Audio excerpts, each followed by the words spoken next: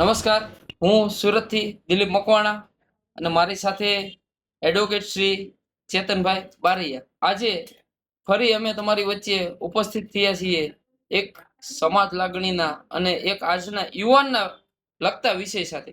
ચેતનભાઈ, મેં તો મારા ખુદના પરિવારમાં અને મારા સગા સંબંધીઓમાં ઘણા એવા યુવાનો જોયા છે કે જે આપણને વટથી કહેતા હોય, આમ અંદર ઉમળકાથી કહેતા હોય કે દિલીપભાઈ, મેં તો આજે 1 કલાકમાં 70 કિલોમીટર બાઇક કાપી નાખી. સાચી વાત છે. બાઇક ચલાવી લીધી. કોઈ 4 વ્હીલ ઓવર સ્પીડમાં ચલાવે. આવા મેં મારા ખુદના સગા સંબંધીઓમાં આવા અસંખ્ય દાખલા જોયેલા છે.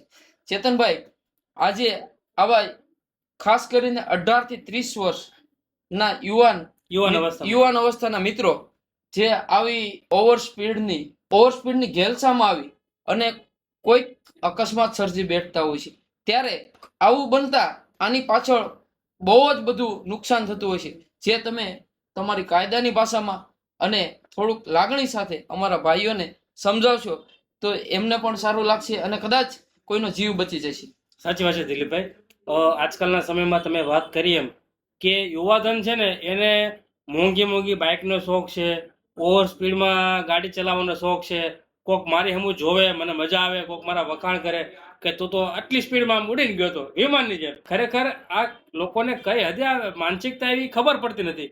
હવે માની લો તમે એકને એક દીકરા છો અને નો કરે નારાયણને તમારી સાથે અકસ્માત થયો તો તમારા પરિવારનું શું?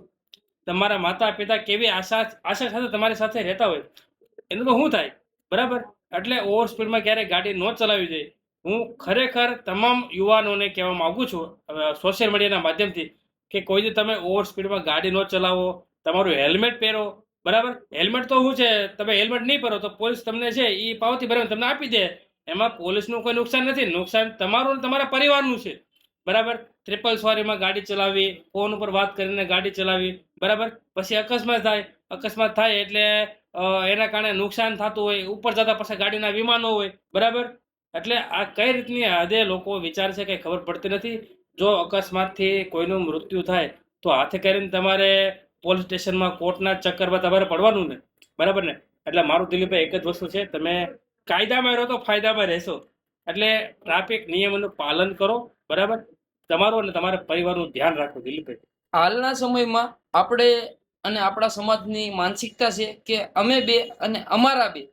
જો તમે તમારા પિતાના, તમે તમારા માતાના, કે તમે તમારા પત્નીના, તમે બેનના કે ભાઈના એકના એક દીકરા છો તો જરૂરથી કાયદો ફોલો કરો. કદાચ ન કરે નારાયણ કોઈ દુર્ઘટના બને તો આ પાછળ તમારી પાછળ રહેલો તમારો પરિવાર એને બહુ મોટું સહન કરવું પડશે, બહુ મોટું નુકસાન ભોગવવું પડશે અને આર્થિક પણ તમારી પાછળ ઘર્ષણ વધી જશે.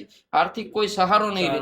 એટલા માટે આજે તમને દરેકને વિનંતી કરીએ છીએ કે ટ્રાફિકના નિયમોનું પાલન કરો, ઓવર સ્પીડમાં બાઇક ન. તો મિત્રો, આજે એટલું રાખીએ. ફરી મળીશું નવા વિચારો સાથે અને અમારા ચેતનભાઈ સાથે. જય હિન્દ, ભારત માતા કી જય.